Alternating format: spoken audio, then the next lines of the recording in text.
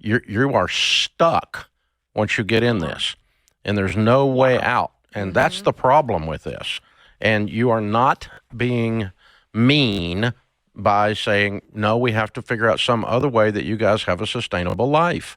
That's not mean. Not at It's all. not mean at all. You're not, you're scared to death. You're not going to be nice because you're a sweet person.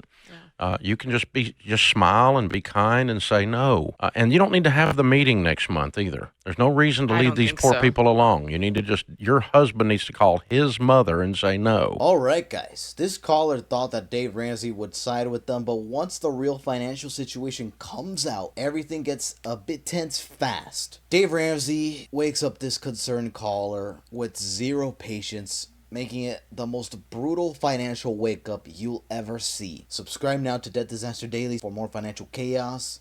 Let's jump in. We found y'all through our church, through FPU about a year and a half ago, and we are on baby step 4. And my in-laws kind of popped this idea to us about 6 months ago. We bought our house about 2 years ago, and it has a very large unfinished basement. And they have had this idea that when they retire, which is going to be my father-in-law's retiring at the end of the year, that they want to kind of put some money into our house and finish off our basement for them to kind of be snowbirds, to be here, go in the south, and then go up north, and then eventually kind of transition to living with us in our basement full time. And I'm not totally against the idea because we have a good relationship. It'd be great for our kids to have grandparents close by. But I'm a little bit concerned about the long-term effect of this. They wouldn't really have an ROI putting money into our house. Do they know that? From their nest egg. Yes, we told them that. And my concern is just, what happens if we do this and, in 5 years from now, someone has a stroke and now they need more care and a lot of their money is tied up in our house. Or you decide to move and take a different job. And my husband said that to them and they kind of were like, oh, well, I guess you just mean that 2 more people are moving with you. Oh, boy.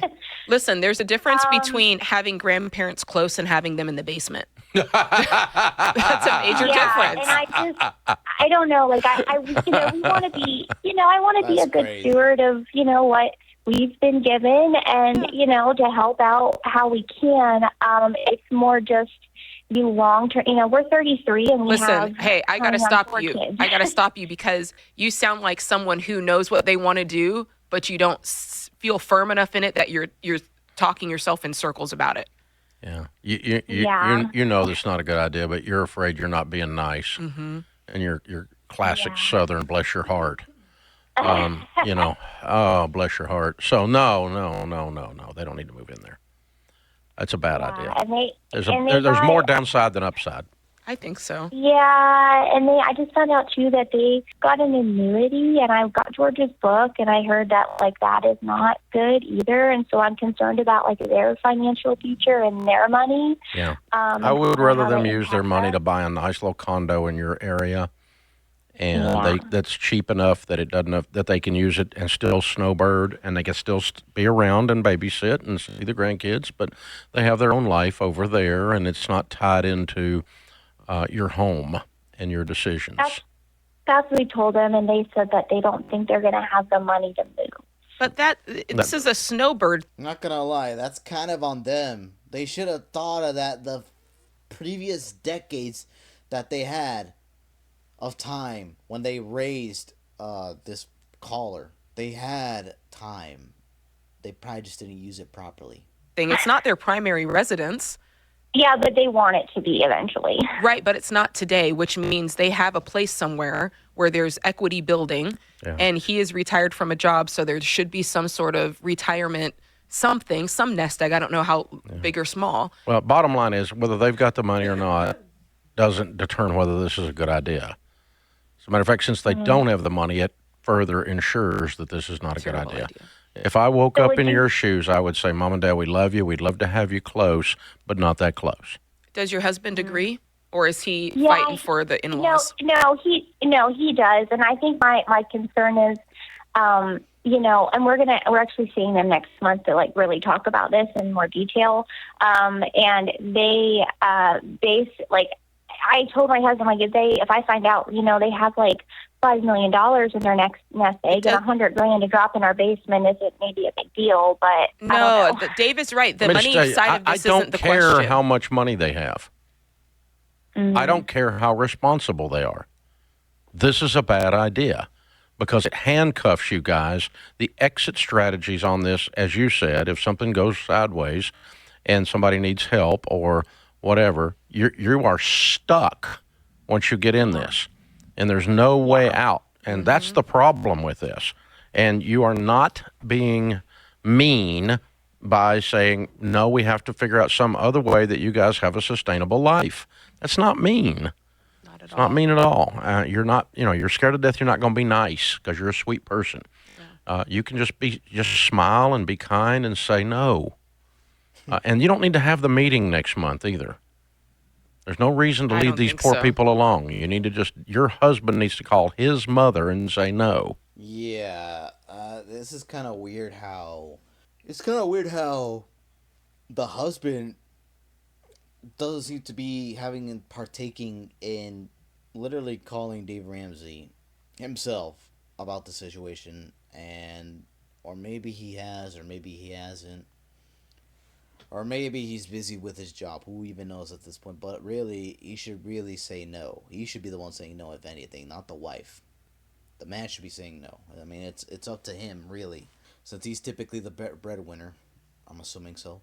You need to stay out of it. He needs to tell her no, not you, because you'll be labeled the Wicked Witch of the West forever. 25 years ago, I wanted to move in her basement, and she wouldn't let me, that witch. That's that's how that stuff gets started, You're not wrong. Right? Yes. And so that starts a whole narrative then, and you'll get blamed for it. So now make him have a backbone and tell his mommy no. And don't have a detailed meeting discussing it. I really would not do this. I wouldn't do it either. Because how does this end well? Well, then it looks doesn't end like well. If you have the meeting, it looks like you're considering it. I know. And that's not fair. That's not fair.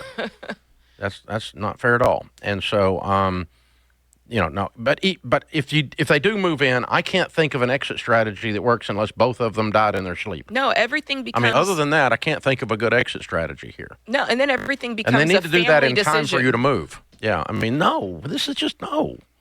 There's going to be aging problems and disability issues and care issues and boundary issues and you guys. There's like 99 things that can go wrong and only one that can go right. Yeah, and all the risk is on you guys. There's no risk on them because they get built-in health care. The risk that's on them is if you sold the house after they did a bunch of improvements. Yeah, that's true. That's the risk that's on them. But still, they need to use their money more wisely. Yeah. And have a good life. It's fine to be close by, but we need good, healthy, physical boundaries. It's a good thing. Well, I guess more of the story about this, which by the way I'm gonna end it right here. So more of the story really is have your finances in check once again, so you don't end up in a position like this. Like really, this poor lady is given all the stress when the man should be taking care of this himself. Because keep in mind, these aren't her parents, these are his parents. So really, this woman really shouldn't be bothered to do all this crap. It should be the husband who should be doing this. And if you're in this parent's position, like really, it's their fault.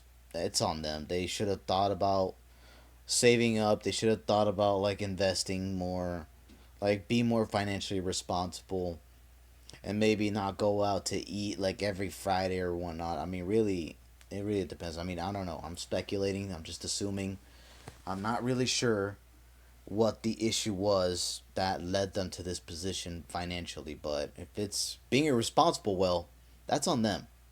And really, you're just giving them stress. Like, there's no good ROI. Like Dave Ramsey said, there's, like, not much of a good ROI. If they're not going to be financially responsible, like, the ROI is terrible. But I digress. This is Death Disaster Daily. Thank you guys for watching. Subscribe if you haven't already. Like the video. Comment down below. Share your thoughts, even if they are negative. We'll catch you in the next one.